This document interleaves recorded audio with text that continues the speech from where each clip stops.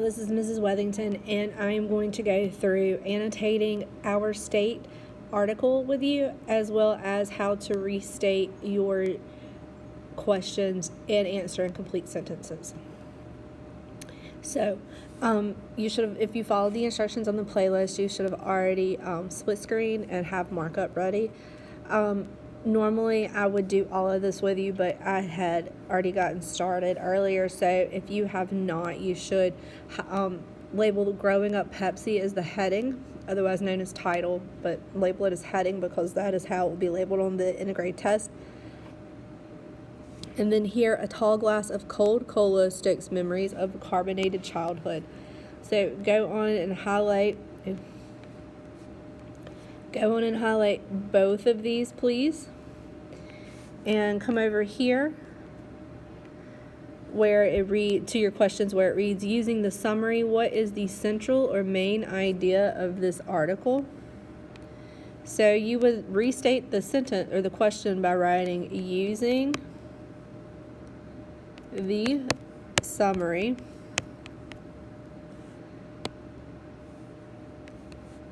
the central idea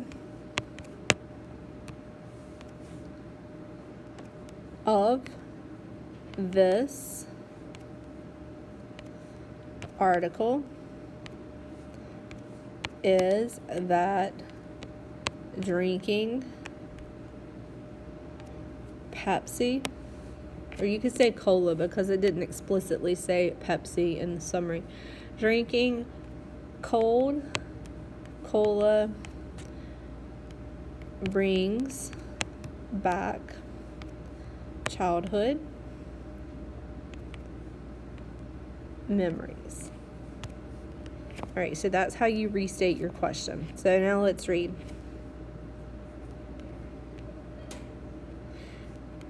At room temperature, Pepsi hisses and foams way more than when it's cold.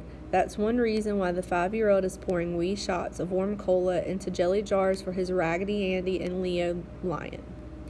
The other reason he's serving up barely 2 fingers of Pepsi for Andy and Leo, because that's how the barkeep in the Western playing on TV in the background pours his drinks. Like in the Western, tension's brewing in the living room saloon. The rock gut, aka Pepsi, has been flowing all afternoon, and the cowboys at the bar are looking for a fight.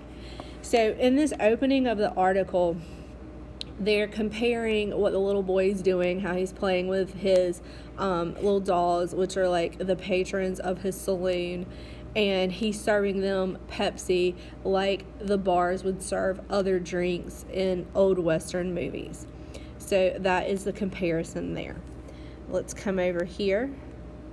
What is happening in the introduction? So to restate your question, you would say in the introduction, and you would just describe what I've described about what's going on. What clues from the introduction show the reader that this is not a recent event?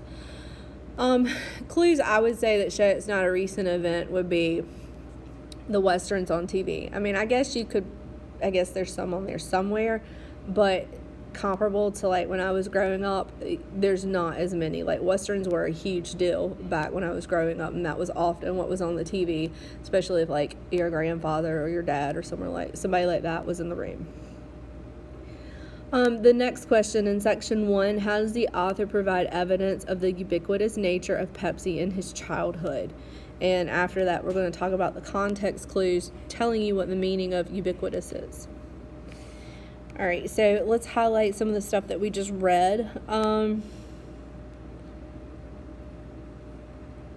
Where it's talking about why he is serving the Pepsi as he is.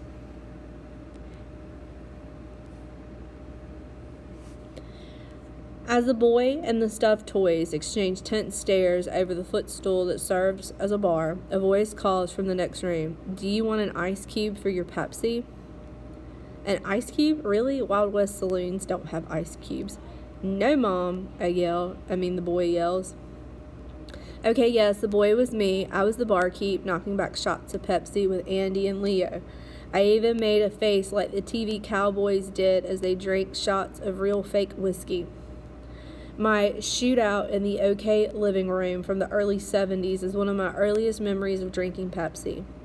The soft drink was a ubiquitous presence in our home, a part of every major and minor memory. The moon landing, Mom, Dad, and my uncles gathered in the living room, bottle of Pepsi on the coffee table.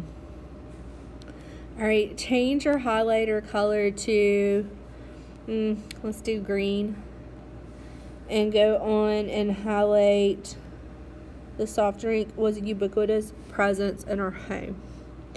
All right, so I'm going to click done here. Click done again. And we will scoot on to the next page.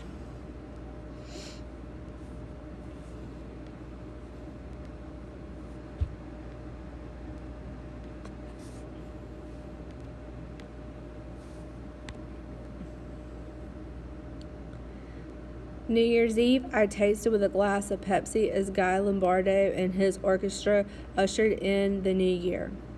Easter, Thanksgiving, Christmas, dinner, ham, turkey, and Pepsi. And here with the what I want you to do here is take this back to yellow and highlight, by the 80s, Pepsi's presence in our fridge was a given, not to brag, but friends from Kool-Aid and nothing stronger than chocolate milk households coveted invitations to Saturday night sleepovers at my house because of the legendary Triple P Sunday brunch, leftover pizza, stale popcorn, and cold Pepsi. And what I need you to do here is put brackets because this is a caption. And I tried to write caption there, and I tried to erase it because it was ugly. Okay, down here, highlight this other caption.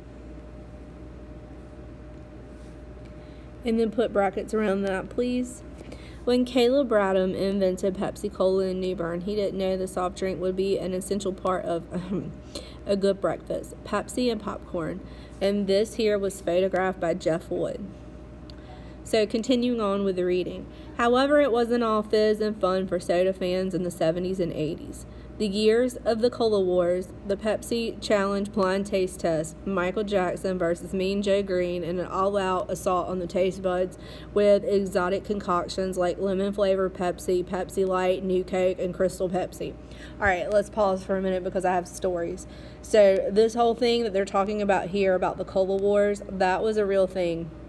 I'll never forget when I was in third grade, the whole third grade, shut down, and we had a Pepsi versus Coke taste test, and I'm not really sure what they tied it to academically, but our teachers were in the hallway and they set up these little booths where you would go and taste the cola and you would vote for your best, the one that you like the most. And Pepsi did win, but I just remember that being a huge deal in my third grade class. And also where it's here talking about all the different flavors of Coke. Excuse me, not Coke, Pepsi. Coke kind of got into this stuff too. They had the lemon, Coca-Cola and stuff like that. But anyway, with Pepsi's, theirs was kind of crazy because they had this clear Pepsi that came out. And there was this, I can't remember who did the song, maybe Van Halen. And it played on the commercial, and Saturday Night Live did a spoof where they did Clear Gravy and they played that song in the background. And so anyway, all right, back on task. I apologize, kind of got off task there. So anywho, however, it wasn't all we did that one. The years 70s and 80s were the years of the Cola Wars. My family dabbled in the latest flavors of the day, although out of principle we avoided Tab, which was more of a saccharine accessory than a soft drink. By that they're saying that Tab was too sweet. We always came back to the real thing though, not to be confused with the real thing. Go on and highlight that. Way back in the day, in the 80s, early 90s, Coke, their tagline was the real thing. So that's why they say that there. No soda tasted as good as Pepsi. No soda worked as well in recipes. Here, we'll click done on that one. Scoot to the next one. So no soda worked as well for a recipe that call for cola except for Pepsi. And if you're not familiar, yes, there are recipes that call for Pepsi or just cola. There are Pepsi cakes. There is like, you can use Pepsi when you're like basting meat and stuff like that. So yeah, it's a whole thing. So including my mom's Pepsi and brown sugar glaze that turned the rind of a ham into a foodstuff akin to chewy meat candy. And it was all thanks to a man with a knack for creating delicious recipes, Newbern's Caleb Bradham. So let's go on and highlight that. The inventor of Pepsi Cola, Bradham wasn't a mad scientist, but he was a 19th century pharmacist. So his drugstore in downtown New Bern had the requisite tools of the trade: mortar and a pestle, a scale, a beaker, or tube. But there were no buzzing Tesla coils or brains in jars, at least none that is mentioned in his official biography.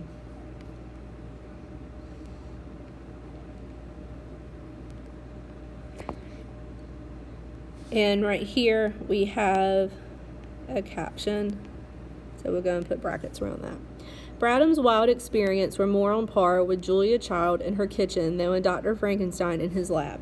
Just so you know, Julia Child was this lady that learned how to cook, and she wrote several famous cookbooks, and she's like one of the main people that you follow if you're into cooking. Well, not follow. I don't think she's alive anymore, but like follow her work. His workbench likely smelled more of fruits and spices than of chemicals. Certainly there was no "it's alive" moment for Bradham, although he might have exclaimed "it's a cola" in 1893 when he first tasted the concoction he would later dub Brad's drink. So Pepsi didn't start out as Pepsi, it started out as Brad's drink. To a Pepsi fan, the thought of his discovery is thrilling. Bradham standing in his pharmacy, stirring carbonated water into a caramel and sugar mixture, watching the fizz and foam erupt. In that moment, Bradham created a 20th century icon that transformed the taste buds of people around the world. There's no way Bradham could have foreseen that Pepsi would go from his pharmacy to grocery store shelves to a living room saloon within a mere century. But maybe he did. Maybe Bradham could see the future in those dancing bubbles of carbonation. Perhaps he could see the boy pour a shot of warm Pepsi into a jar, take a swig, and proclaim, "good stuff," because in all that fizz, there's a lot of imagination. So, just a little fun fact. According to my husband, and I've researched it a little bit, so it's accurate for the most part, this Mr. Bradham eventually lost the patent rights to Brad's drink, because apparently he bought up a bunch of sugar that he was going to use in his drink. And his drinks, because at the time sugar was very expensive, so he like bought it when the price was still low and the prices were climbing. And he thought that the price of the sugar would continue to climb, so he thought that he would like have it and make profit or whatever. Well, it turns out that the sugar bubble burst, so to speak, and the price of sugar dropped. So therefore, he had all this sugar on his hands that he could not get rid of, and he eventually sold the rights to Pepsi because of that. So what I need you to do now is answer your questions. Remember, please use complete sentences and restate the question. And if you have any questions, feel free to email me. And I hope you all have a fantastic day.